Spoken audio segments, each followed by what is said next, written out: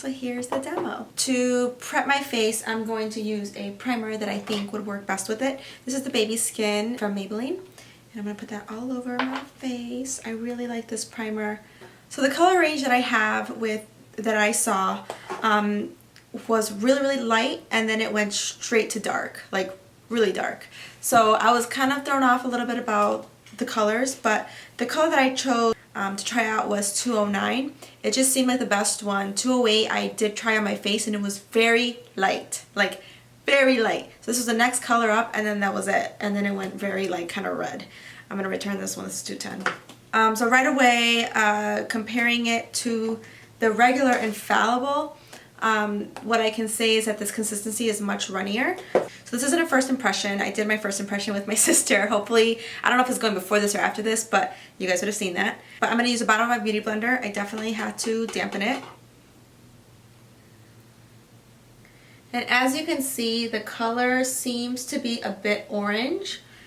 One thing though that I was happy about was that it actually like did work on my face. Like, I always end up finding a foundation that's a little bit too light. I'll just put bronzer on top, and never really completely looks right.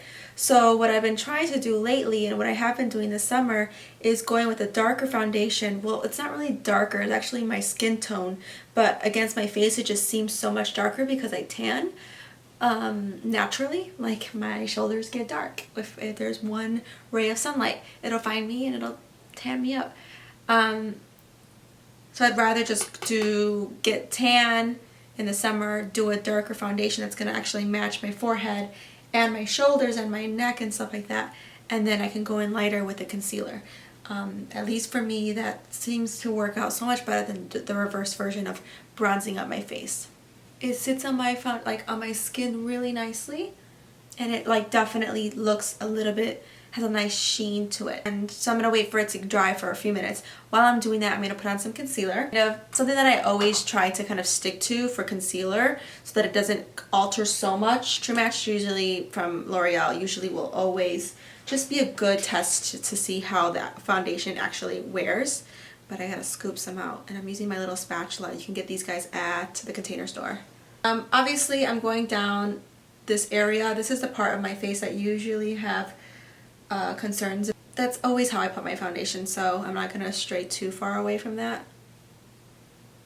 As I'm saying that, I'm thinking about how I actually do prefer the Pro Longwear concealer underneath my eyes because of the reason that it disguises my pores. So you can see a little bit, my beauty mark is almost completely covered up. That is good coverage. I can hardly tell it's there. I like to clean out my beauty mark, so I'm going to be doing that. But first I'm going to take some Laura Mercier powder. I'm going to bring that underneath my eyes. And make sure if you're using this with a damp sponge, buff it away. And all you have to do is just kind of press it into your skin. The Laura Mercier powder will definitely mattify. I'm just setting the areas that I brought brightness back. Okay, now that my makeup is all finished, pretty much everything's set. I didn't set my face. This foundation, it actually takes setting powders. So let's say you were using the Pro Matte Infallible. It doesn't need a setting powder, but it also doesn't like layer it well because it looks a little too heavy. You add a setting powder on top, it actually takes that layer and it like soaks it in and it blends it well. So that was something that she pointed out that I did notice the other day when I was powdering that it did layer really well. So that's something which is a pro for me because I like to set my foundation, especially a more dewy type of finished one. Sometimes if I put a powder on top, it doesn't really take that one and it makes it look blotchy and it kind of distorts some of all the beautiful blending that the Beauty Blender did. So this one doesn't do that, which I really like. It also dries like nothing. Like, it dries.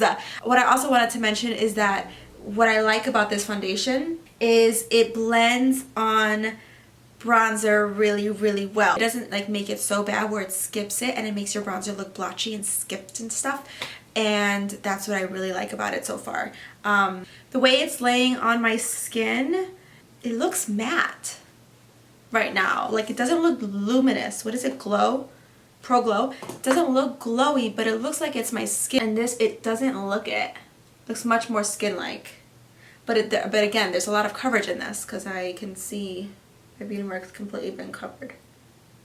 The first time I wore it, I remember it kind of was sinking into my pores a little bit. I don't know. Sometimes I just look way too close to my pores, where I think every foundation does. But so far, I love the way it looks. Like, I love the way it looks. Like, a lot. Like, this could be my everyday foundation. Remember how before I kind of looked a little orange and a little too much? Not anymore, right? So it just like wore into it well because the concealer totally like offset how dark it looks and how like orange. But this is the way the makeup's looking right now. I have a couple of blemishes that have been hidden in terms of like the texture. That ain't going nowhere. That's gonna stay there. I'm gonna keep this makeup on for a while and then I'll come back with some more details.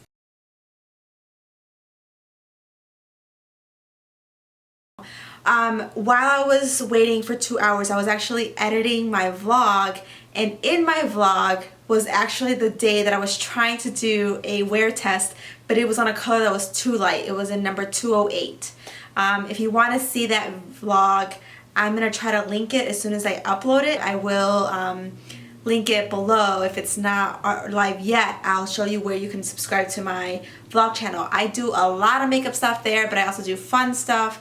I cook on there. I spend time with my family on there. My niece has a lot of features in there. My twin does. So that vlog is a lot of fun. But anyways, I just wanted to share that with you. I was just making observations as I went about the makeup in that vlog. The makeup looks so good. I really like it. But my nose is looking a little shiny, especially in this area here. But I will say that the color just still looks great. Like, it still blends into my skin really nicely. Yeah, my contour is still on, my blush is still on. Right now, what I'm gonna do is actually powder my skin because I actually do have to go out. Right around the 2 hour mark with any foundation, that's pretty much when I'm going to see like some stuff starting to move and shake and get oily and wipe away and stuff like that. Yeah, this looks so pretty still. It's full coverage, like nothing has worn away. But it's only been 2 hours again, so I will wear it some more and then give you some more thoughts later on.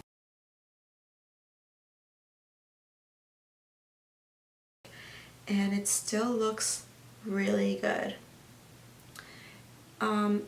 I was picking on my face a little bit right there, if you can see her hair, and it looks really good.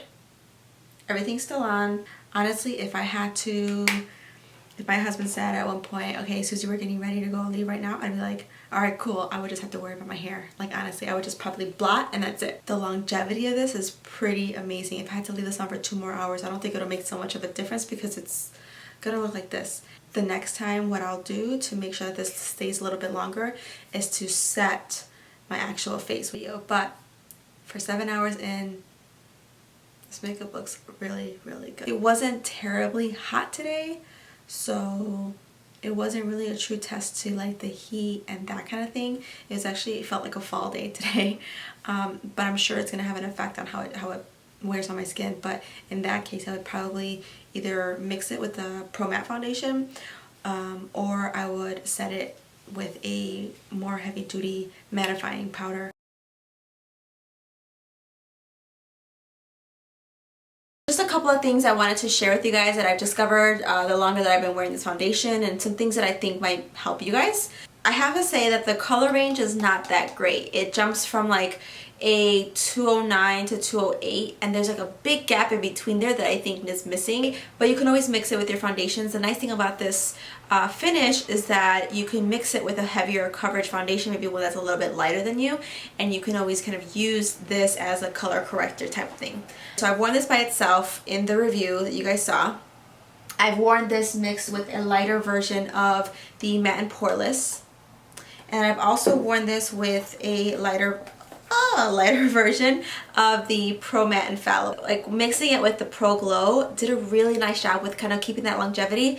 Also adding that like tan color back because it felt a little pink to me when I was wearing it. This is the color 310, so it's not that light. So this kind of color balanced it and made it a little bit extra more orange in a good way.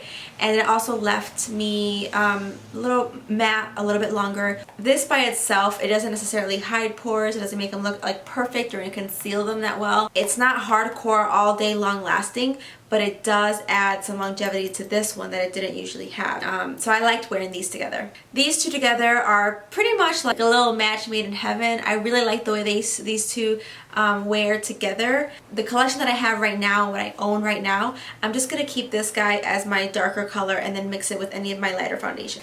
These two together work really well. You need very, very little of each because the coverage of each of them is intense. In terms of the finishes and the claims that it has in the back, the finish is that it's radiant. I would say it's like not that radiant. It doesn't really show too glowy.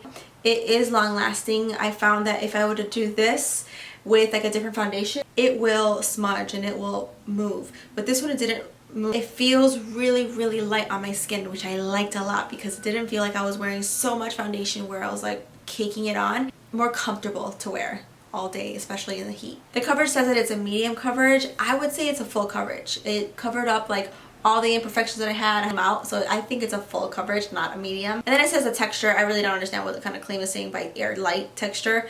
The texture I felt was very true to my skin. So that could be a great thing, that could be an awful thing, depending on your skin type. I have pores right here that are very, very visible when I'm not wearing foundation and when I am. Some foundations and concealers cover and disguise them and fill those pores up really well. So this actually highlighted those things. If you have smooth skin, if you have like just like the baby bottom kind of skin, you could get away with this by itself. So it's kind of nice that you can have that option. But it didn't really look like that on me. It didn't look that flattering. But I will be wearing this by itself every once in a while, depending on what kind of mood I'm in. For me, I was using this more for less of the glow and more for the color. And it was really nice because it allowed me to use my other foundations that are a little bit longer lasting or matte poreless or mattifying. And it still does this. And this one doesn't completely overbear those qualities that those have. It's kind of annoying that you have to mix it, but if you're a girl like me anyways and you mix foundations all the time, I do all the time, then you won't mind it. So in terms of comparing almost these two, because I feel like these might be like the most comparable in my collection, I like the glow that this gives actually. Face and body looks very much like skin. It looks very smooth, but it doesn't last at all. This guy lasts a long time. I think it's a nice finish. I don't think it's as perfect looking as the face and body, but it's something that I'm willing to kind of compromise because I know it's going to last longer, so I can always touch up here and there. So my final impressions of this foundation and my final review, I would say it's worth a try. I would say it's definitely a foundation that you can manipulate and change depending on what primers you're using underneath or what powders you're using on top. I'd say it's worth a shot to really at least test it out and give it a fair shot. So I'm going to keep the foundation. I really like it. It's exciting for me to try new foundations anyways, but this particular foundation I think is like a perfect orangey color for me, for my skin type, for my skin complexion. I like the way it looks and I like the way it wears. I definitely like it by itself. I also like it mixed together with other foundations, so I think it definitely has a place in my foundations collection. Hopefully that helped you guys out. Hopefully it wasn't so wishy-washy. I'm not trying to be wishy-washy, I promise. But I don't want to say it's my favorite foundation, and I also don't want to say that it was crap, because it wasn't. I actually really do like it, and but again, I'm very indifferent about most foundations to begin with, and this is kind of another example of that. Yeah, those are my 2 cents, 5 cents, 12 cents, however much cents. Hopefully this helped. I'll see you guys on my next video. Bye guys!